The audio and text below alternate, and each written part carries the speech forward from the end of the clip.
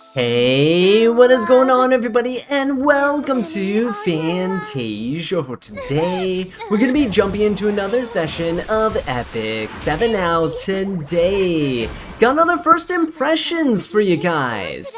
This time around, we're going to be looking at the brand new unit, Fenne, and boy oh boy is her kit gonna be interesting, almost as interesting as her design choice and her voice acting and voice lines, which are actually quite interesting in and of themselves too. I did not expect Smilegate to go down this route, but you might want to rethink playing Epic 7 out in public. But yeah, looking at her here, she actually is going to be an Ice Elemental Soul Weaver, and she has a Cancer star sign. Now the Cancer star sign is actually something that is quite significant. You might be familiar with one of the popular units that also shares the same star sign, and that unit being Death Dealer Ray. So Death Dealer Ray is a Soul Weaver of the Cancer star sign, which means he is actually very bulky, very high base health, and he has really low base speed. He only has 100 base speed here, and he doesn't awaken into effect resistance, effectiveness, crit chance, or crit damage, right? So he's just a really bulky Soul Weaver meant to be there, resilient, and hold the line, right? So that's your comparison for a unit that's pretty popular, pretty common in the meta. And if you've seen Harsetti teams with certain DDR builds, you can have an insanely dumb DDR that is almost impossible to kill, right, with how bulky he is. So that's the comparison we have for Fenne. She actually doesn't have any awakenings into her effectiveness or effect resistance, and she is actually just going to be a very tanky Soul Weaver. 100 base speed here with an imprint concentration into HP, which is not too bad. But you're gonna notice something. You're gonna notice that she actually has 45% crit rate, which is absolutely nutty, especially for a unit that does not awaken into crit chance. We'll get to that in a second. But let's go ahead and take a look at her skills, right? So starting off here, we have her skill 3, Love Bite.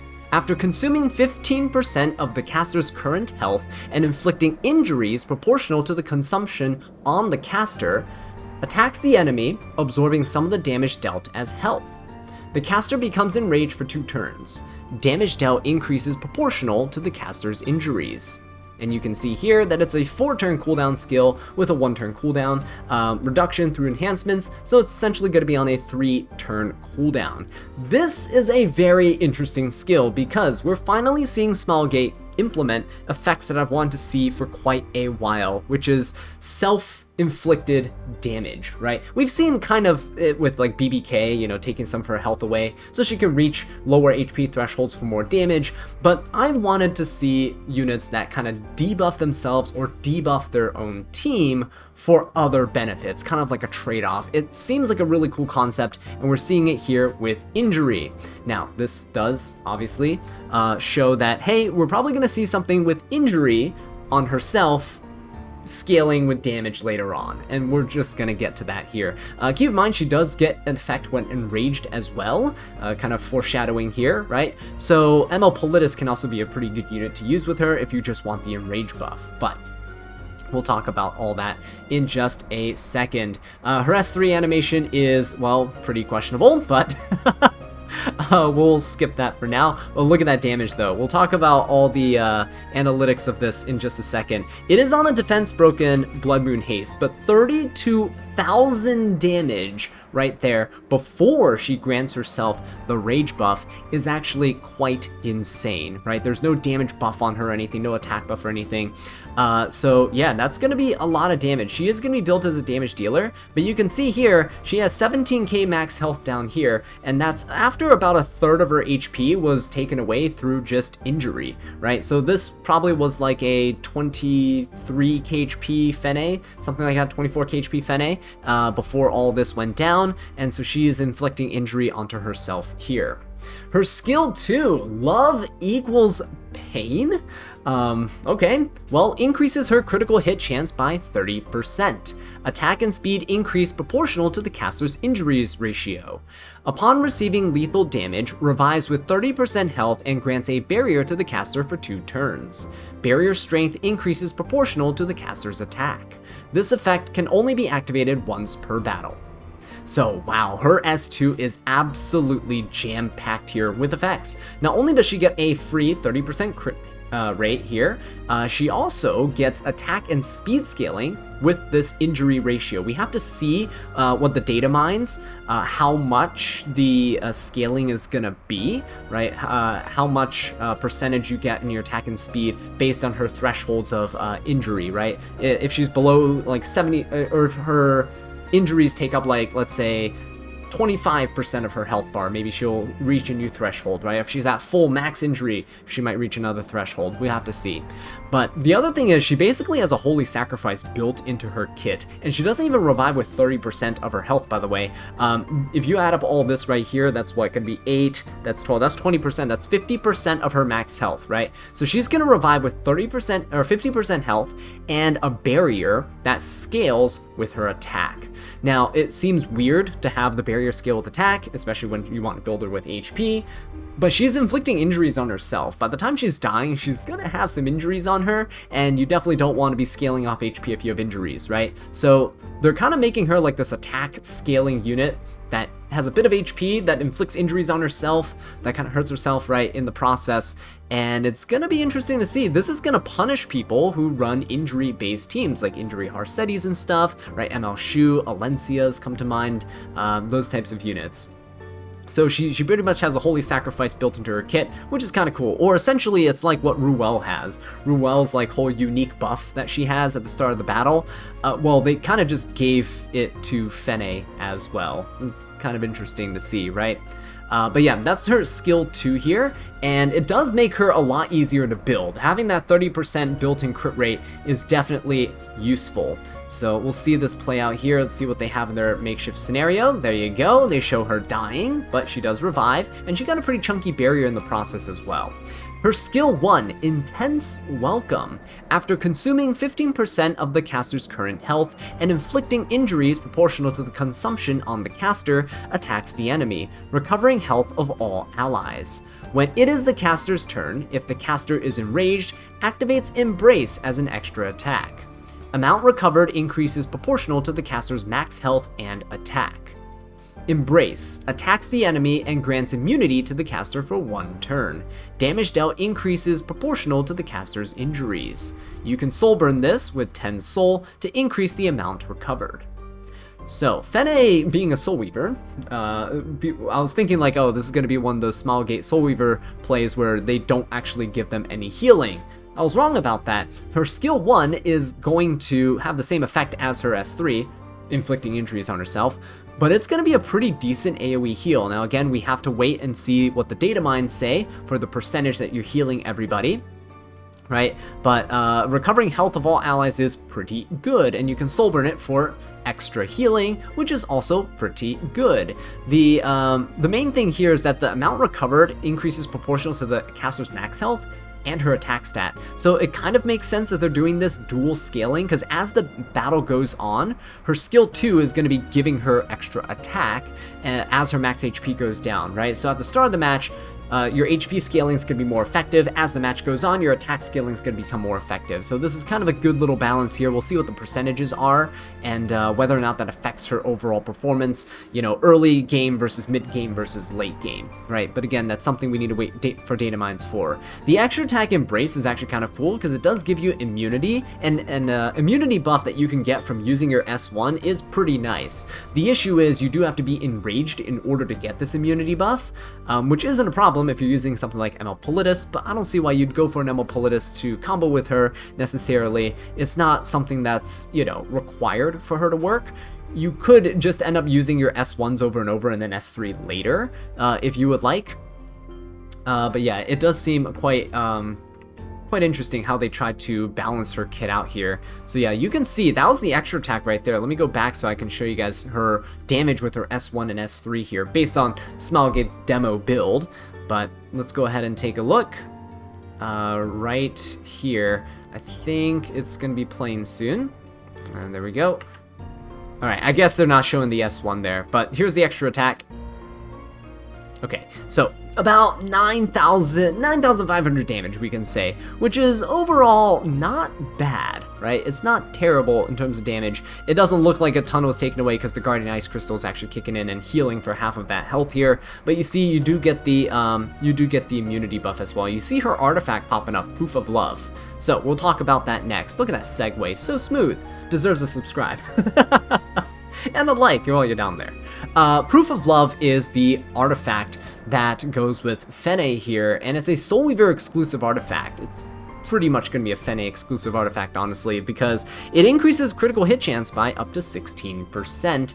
After a single attack, a critical hit inflicts injuries equal to the damage dealt, up to 12% of the target's max health. So if you were wondering why that Empyrean Ilanava had injury on her, well, it's because of this. And Fenne is doing an extra attack here with a single target damage follow-up, so she's essentially attacking twice with single damage attacks. That's up to 24% of their max health gone, right, with injuries being applied. And the other cool thing is that her S3 also allows you to do that too, right? It's also going to be a attack that you can use. If we go back here to her S3, right, she is going to be doing a single target attack right here, and while the injury on a dead unit doesn't really matter, I'm assuming in most cases you're not going to be one-shotting Blood Moon Hastes, right? You're not going to be setting Fenne up to just one-shot Blood Moon Haste every single match. So yeah, it does end up being quite significant, the amount of injuries you can apply just with her herself, right? So it's pretty cool. It punishes your opponent for using injury, but she can also injure your opponent down. Seems like a really good unit for a bruiser versus bruiser, like a standard v standard matchup, where your opponent's picking some injury, you can lock her in and then kind of use her against the opponent, right? She doesn't care about getting injury down by, let's say, an ML Shu and all that stuff. The issue, though, is that injury is starting to see a bit of a decline in recent months.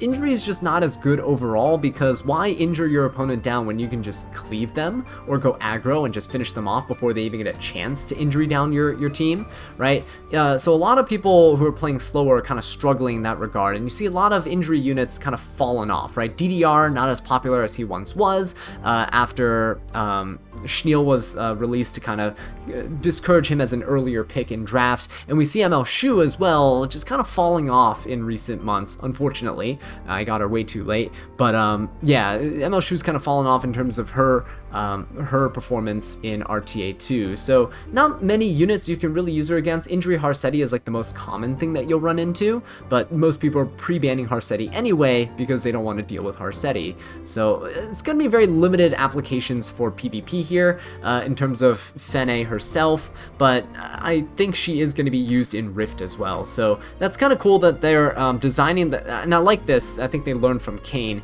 is that they need to design their characters first, like this, and then after giving them a kit, they can design Rift around whatever, you know, her skills are. And I think that is what we're gonna see happen. I think, I'm not sure, but it is going to be an Ice Rift, and she is an Ice Soul Weaver that's being released. Oh yeah, there you go, look at that. So she is going to be used here in Rift as well, and they have what, Elena, they have Chloe, they have Alexa. Alexa can be substituted with like Sigrid, and then they have Fenne herself here. So pretty interesting to see what's going to happen in terms of the new Rift. Going to be excited for that. Hopefully we'll be able to get a good team running for it, and then I can showcase it to you guys, help you guys out as well. So before we wrap things up here, let's go ahead and take a look at the full video of the combat demo that Smilegate has kind of put together for us here, so we can see a lot more Fenne skills in context, because I think that's kind of important to break things down, kind of like what we did with the new kid Aiden, right, to kind of see what her damage is going to be like and how she's going to perform in certain scenarios. So the opponent's DDR opens up. And again, DDR is not necessarily a super popular unit right now because of Schneel's presence. We see Ocean Breeze Luluka ending up being the one to cleanse everything here. So Fenne is still vulnerable to crowd control skills like sleep and stun, right? This Tenebria is going to be coming in and putting people to sleep, going to be defense breaking as well, which is very important here. And we see the Fenne come and take her turn. So she is going to rip this S3, and we know that she does hit the Blood Moon Haste. So when she does hit him, Look at that. We see 18k damage, and he's going to recover 4,000 from the Guardian Ice Crystals, but overall 18k damage here, right? Pretty decent. This Fenne lost 15% of her max health, and she's around this like 22k HP mark, so she definitely has like 24, maybe 25k health here, and that's a pretty significant HP to be at. So it looks like she's not really building with any attack in mind. The rage buff is going to help her overall with the attack output and the speed scaling as well, so it's going to be decent. She does have quite a bit of synergy in her kit. Overall, do I think she's going to be meta? Not necessarily, just because right now the meta is pretty aggressive. If people can fit her into more aggressive drafts, I can say, yeah, she might be pretty decent. But as it stands right now, if you're playing cleave, if you're playing aggro, there's a lot more options out there that you can utilize that isn't, well, Fenne, right? You can be using like Emma Ludwig, for example, and just nuke everything into oblivion, and you don't have to care about it. But yeah, look at that. Fenne's S1 damage is pretty good. Her follow-up attack is also pretty decent. I would say this is a pretty HP focused build, so you're just gonna get attack passively, I guess. You build a lot of crit rate, max out your crit rate obviously for your artifact, and then you build some crit damage. She gets more attack from her passive, more attack from her rage buff here, and her healing is actually not terrible. If we go ahead and take a look at the healing here, right? If when she has ones, so we can compare. So this is what it's okay, about 1,400 HP recovered to everybody on her side. Let's compare that to her previous S1 here. See how much was recovered there. So on this turn, when she attacks, it recovered 1,300. Okay, so what's interesting to see is that as she gets more injury down and as her attack scales up higher, right, as her HP decreases and her attack scales up, she's actually healing a little bit more health as the battle goes on. So that's actually kind of interesting to see here. Right, so if I check out, I think she did a dual attack or something here. Oh yeah, see, so she injured herself there. She doesn't heal when it's not her turn. Got it. All right, so don't think we missed much here, so let's go ahead and fast forward, see what happens on this turn. And we'll see what the damage is going to be like. I feel like this is a different match than the one they showcased earlier, because Blood Moon Haze got nuked in that other match. So we got S1, okay, decent damage there. Oh, how much was this heal for the S1 actually? Oh, okay, this was 1,400 heal. Okay, and then how much damage did she do with her extra attack? Onto DDR, whoa! 12,000 damage, again, not bad. Pretty good for a bruiser, right? Especially when, look at this, she is currently at half her health bar right now. Spez is gonna come in. No, I guess lore-wise, they just put them together, and the Spez synergizes with the Spectre, or sorry, not Spectre Tenebria, the Fire Tenebria, which is why they have her there. But let's go ahead and see what her S3 damage is going to be like for this final hit onto the Euphine. And okay, not bad. Almost 56,000 HP, but again, do keep in mind, this is a defense broken Abyssal Euphine. They love showing damage outputs with defense broken units. Fenne is healing quite a bit to herself though, so that is kind of nice to see. She does have self-healing. It seems a bit redundant to have self-healing with a unit that wants to injury themselves down to the point where, look at this, at max injury they're at 13k health. So yeah, she actually started with more health than I thought. 26k health on this build. She's definitely not building much attack as her substats, and pretty much getting it just passively through her, well, passive and her rage buff here. So yeah, overall, my thoughts on Fenne are that she's going to be a pretty decent unit to use in slower matches like this, right? You can definitely get use out of her that way, and I don't know if she's really going to fit into faster playstyles, though. That's the main thing. So I think she's going to be a decent unit. I don't think she's going to necessarily be super meta or anything like that, but a fun unit, and one whose design I want to see more of in the future, where units kind of harm themselves or their teammates, and then you get benefits off of that, right? So anyway, that is going to be it for this video. Let me know what your thoughts on Fenne are in the comments down below, and I'll catch you in the next one. Take care.